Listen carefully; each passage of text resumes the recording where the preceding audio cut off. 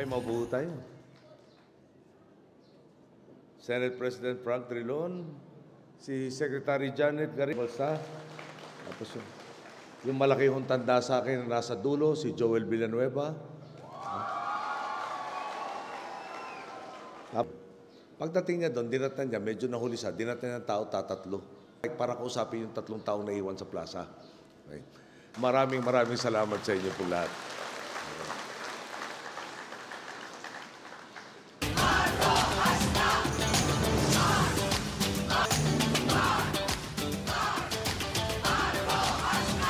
Sa Benguet, Ronnie, kandidato sa pagka-mayor, sa ating mga vice-mayor, sa ating... Maraming salamat, Baguio!